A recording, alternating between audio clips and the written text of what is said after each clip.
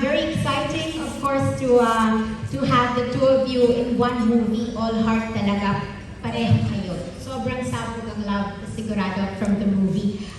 Pero I just medyo naiisip lang namin, we know, Alden, that, your mom wasn't really with you most of your life, First, yung question ko siguro sa'yo, was there any like bittersweet moments while doing the movie with such a loving mother, realizing that, I didn't really have that in my life? In every scene. Pero the thing about right now po kasi since pag umaarte na po ako ngayon, of course, nandyan pa rin yung inspiration ng nanay ko. Pero ang bilis ko lang na-attach talaga dun sa character ni Mateo. Kasi parang basically, in real life, my mom is absent. But this time, my father is absent. So, parang ganun. Whenever we do scenes, kami yung dalawa ni mama, parang like what she said, madali. Kasi po, parang instantaneous yung dating ng emotion and at the same time, it's like not acting at all whenever we do those scenes. Ang gaganda kasi ng linya eh. Oo, yung writer eh. No, but may I just add, sobra yung bonding namin ni Alden. Sobra yung naging bonding namin. I didn't expect, sabi ko, I wrote you a letter, sabi ko parang, ipapanood lang kita. Yung hindi ko naman nakalain na ipagdadating sa buhay ko yung sa Alden Riches na mamahalin ko ng ganito. Ganun, kasi I wrote him and mine. Hilig si mama sa letters talaga. Long, handwritten letters. And direct. And so parang, I'm so grateful for this project. Super grateful. Yes, Oh, just pwede pa one more, diba? Go ahead. At showing with you naman, that this MMFF, of course, is very, very star-studded. And we asked the same question of course, Ate Vilman din. Oh, yes! We asked her, obviously, wala na pong, challenge when it comes to the acting, to whatever you're doing on screen. But, that the MMFF is coming at a time when we really need people to go back to the cinemas. Meron po ba kayong nafe-feel na doon naman yung challenge na kailangan namin maibalik ang mga tao sa cinema? Oh my God, yes. In fact, kung saan ako interviewin, napopromote ko pati movie ni Ate V. Tapos yung ibang entries, like when we were in Family Feud, di ba? We also promoted for Ding Dong yung movie niya with Marian. Kasi it's a family. Showbiz, the Philippine showbiz industry is really a big family, one big family. When it becomes weak, it affects all of us. So when a movie is a hit like Alden's last movie, it gives us all, parang we get a shot of vitamins, vitamin whatever on our arm, na parang it inspires us more and it gives us more hope, a bit more hope to, just push forward and keep making movies because we still have an audience for our very own. And the thing about the Filipino audience I have learned growing up in this industry is that they will always fall in love with, I am a K-drama fan, you will fall in love with foreign singers, but you always go back to your very own. You'll always look out for your own. You'll always just love and adore your very own favorites, your homegrown favorites. That is over history, that is a tried and tested thing. So now that there are such good entries in the Film Fest this year, it gives us more excitement, gives us more hope. Siyempre, we hope that our movie becomes #1. But who's gonna get hurt if Atavi's movie becomes #1? As long as people are coming into the theaters and watching us, that's what matters to us. Very excited because they're all great entries. Tsaka iba-iba yung tema. Iba-iba yung tema. And at the same time, we're also confident about our movie because it is very simple and the beauty of our movie is in its simplicity. I'm sorry, oh my God, it's like Dear Heart. It's like Dear Heart, my first movie. It's like truth, beauty, simplicity. So I find those three things in this movie as well. That's why I said I miss making movies like this. People that I grew up with, Kuya Mario, and they know that it's like going back to that, but at a different age now. So I'm very excited with it. I am so in love with this project. And just a bit of trivia. It was it fell on our laps. We were focused, Alden was focused on other movies, Miles had other projects, Jackie, I'm sure Tita Mel also, and it just came, bloop, out of the blue. There's an offer for you from Sinaco. Okay, what's the background? We did Family Matters. Oh, great. The director's Noel. I've never worked with director Noel, but Family Matters, okay. That's a good movie. And okay, blah, blah, blah. And one thing that Alden returned and the script was by Tita Mel, for me, that was no question.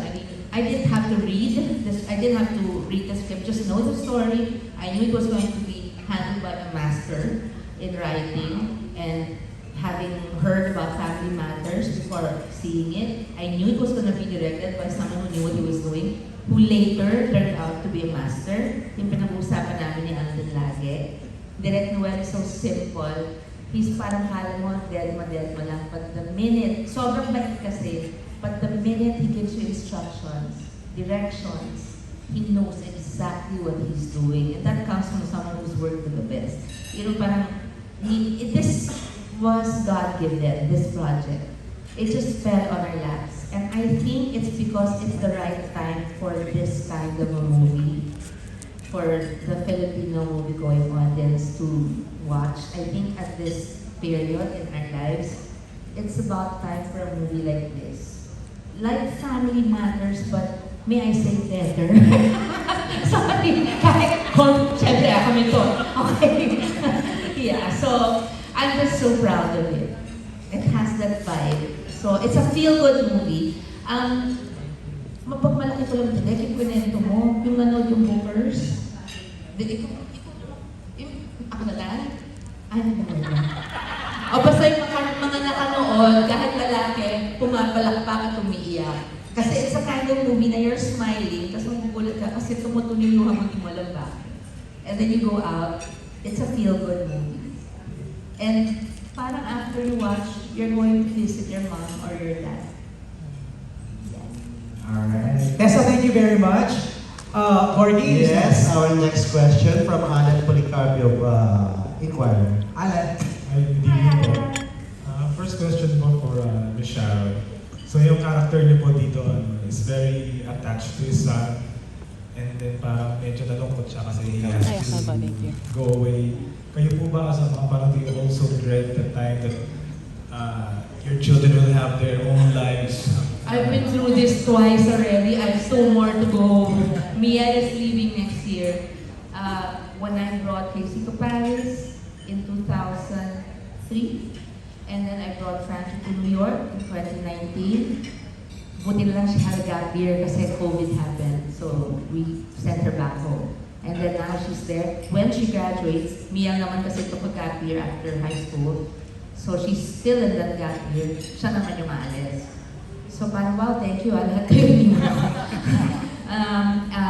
And then, so I will have Miguel left. And Miguel is now 14. I have 4 more years. And he's leaving. So talagang dadating sa point na, with Casey pa lang, I realized that na.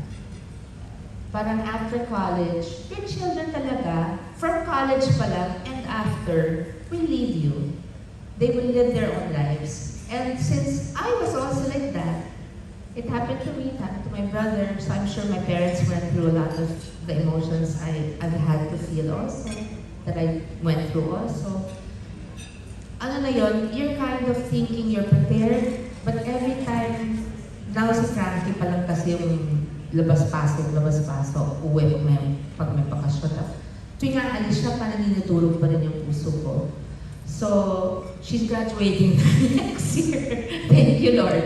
And then when Mia goes, it will be the same. Because the point of it all is, may kulang na kasama mo at lumabas na yun. So when that happens, it's heartbreaking, it's heart-wrenching for a mother. But, like I said, nung nag-18 si Casey, there are 2 gifts you give to your children. I don't know where I read this, but I said, first you give them roots, and then you give them wings. And when you give them wings, you don't pull them back. No, you just keep on reminding, little by little. And then you just have to trust in the way you raise them. And if they decide to be something other than what you expect, then That's their life. So you will love them anyway. So basta I'm prepared for that, but I already know I'm going to cry and cry. Parang another masterclass naman this time in motherhood. Nako, ako magaling akong nanay. Ano man sabihin nila, napakabuti kong nanay. Diyos ko, mamamatay for her kids. Pero sobrang busy. Yun lang. Nanakawan ng panahon with children sa kailangan mo ang kabuhayan. It's the inevitable talaga, you know? You really have to let them fly. Yes. Oh yeah. Alden? And I'm proud of each of them. Proud of each of them. Thank you, Miss Sharon. Second question for Alden. With all the things you've achieved, ano sa tingin mo yung magiging reaction kaya ng mama mo? And do you think at this point you've already made her proud? Kala niyo mapapaiyak niyo ako. Hindi niyo ako mapapaiyak. Joke lang. Hindi, pero hindi. I mean, tapos na ako kasi sa stage na yun of mourning for my mom. And one of the things I've been doing naman since I started show business is I know down to my heart it's for her. Because this is her vision. This is her dream for me. And I think talagang masasabi ko talaga if there's a chance that I can talk to her, Oma, I have fulfilled your dream for me. So I hope you're happy. And siguro ganun talaga, when you put others first before yourself, in everything that you do, everything will follow. Hindi mo kailangan effortan. You know you're a good person, you're dedicated to your work, you're committed to your work. You keep on improving yourself rather than comparing yourself to other people. So I think that's the benefit of having that mindset na you're only at competition with yourself. And at the end of the day, do it for the Lord, do it for your family, and do it for the people who matters to you. I think that's the definition of a successful person. Alan, maraming salamat.